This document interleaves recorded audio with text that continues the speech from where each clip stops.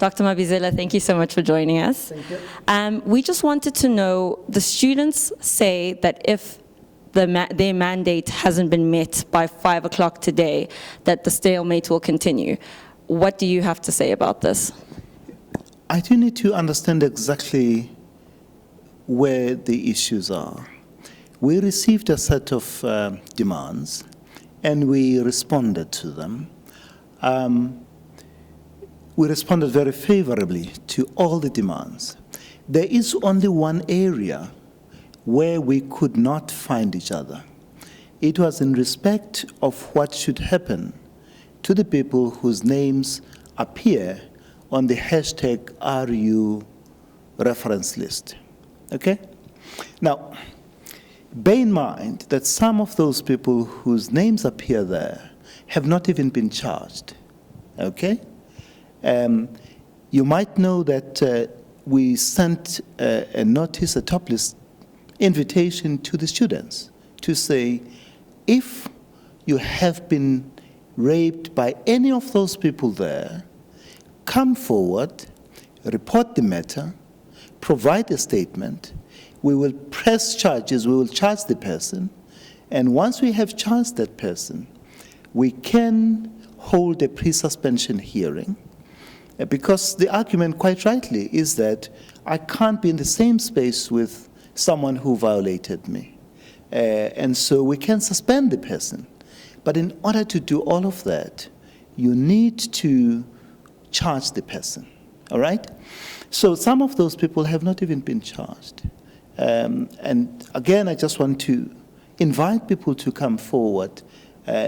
We must understand that we are a constitutional state.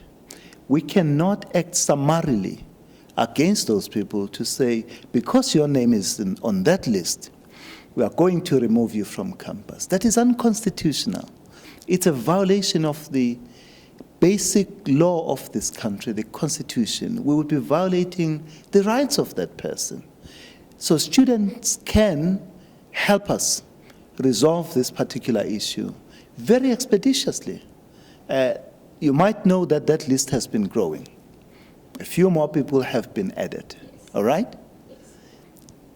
For me to resolve the issue of the list is for people, for the complainants, to come forward and say, I'm the one who was violated by so-and-so, and here is the statement. Once you provide us with that, we will charge the person.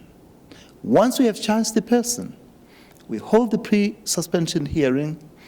In all likelihood, we'll ask that person to leave the university premises pending the finalization of the case. That for me is the most important thing. To act summarily against them without following due process, we would be undermining the Constitution. And those people can go to court and say that they have been treated unfairly, that they have been removed from the university without any due process. And this university will be sued. And so I think people have to understand that we live in a constitutional state and that there are laws which need to be followed. So that is the only area where we have, perhaps we are not able to find each other. We're not sure if you're aware, but students have instituted a case against the university based on Wednesday's events. Do you think that there's basis for this, based on the violence that the police perpetrated against certain students with pepper spray and arrest? Look, I don't know the facts. I don't know what the basis of the court action is. Safe to say that the arrests happened on Lucas Avenue and also on South Street. And both of those are public roads.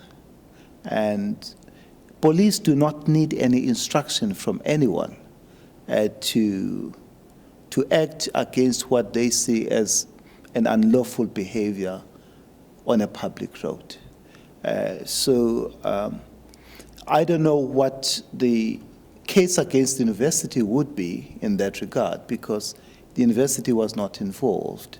But we'll just have to wait until we receive the papers and understand why we should be respondents in that matter. I think it is important that such issues are resolved. Yeah. Obviously, the students have been quite traumatized and there's nothing they can do. The university has issued certain policies, as you said, like counseling has increased, the SAN is open daily, there's a lot more staff on it. But if the stalemate continues and students decide not to go back to school on Monday, will the indictment used against us perpetuate more violence?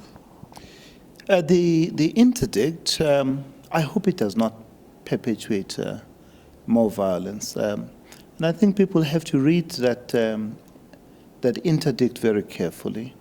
It does not prohibit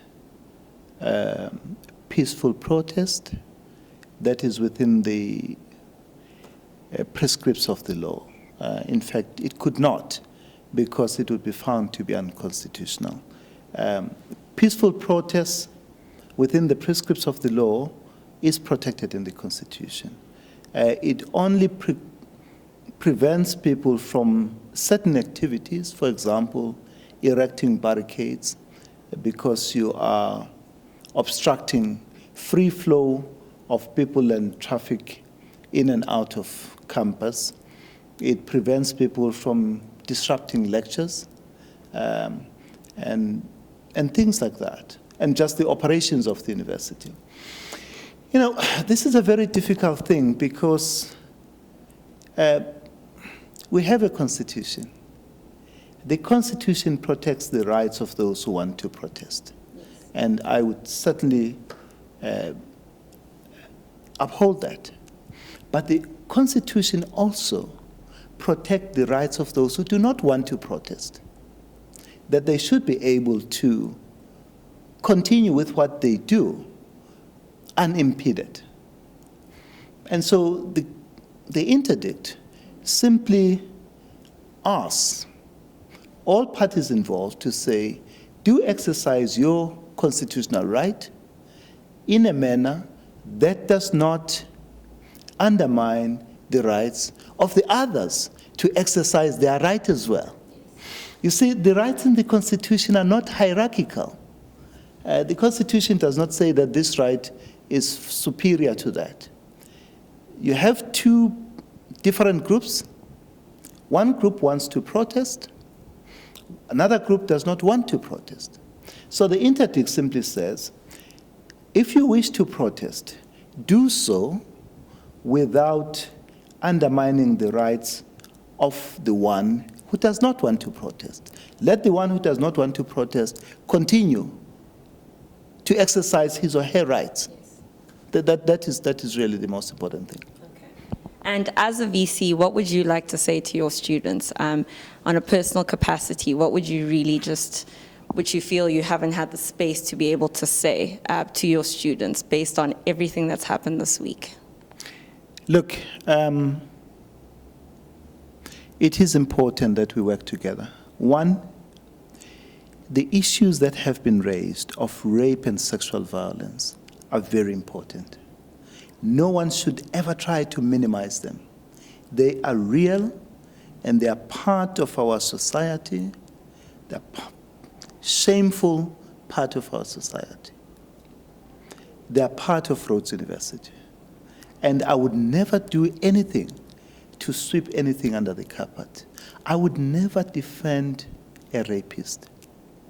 Never. My view is that a rapist belongs in jail and needs to stay there for a very long time. But one has to establish, through the processes of law, that that person is indeed a rapist and be taken out of the society. Secondly, we must work very hard to make sure that we rid our society of the scourge of rape and sexual violence. And I applaud students of Rhodes University, and I'm very proud of them for having raised this matter as forcefully as they have. It might be uncomfortable, but I think there has been a different kind of learning. It's part of higher learning. As you might know, we arranged discussions in dining halls to raise awareness on issues of sexual violence and rape. So that is important. So I do applaud our students for doing that. For me, each one of you, my students, is important. You are each very important to me. And I know each one of you is someone's daughter and someone's son. And you deserve to be in a safe and secure environment. And I will do anything and everything in my power to make sure that we achieve that. And one thing that has really, and I must say this because it has hurt me, and it has hurt me very deeply, when people use my daughters to get at me. That hurts very deeply. I have daughters. I want them to grow up in a safe and secure South Africa.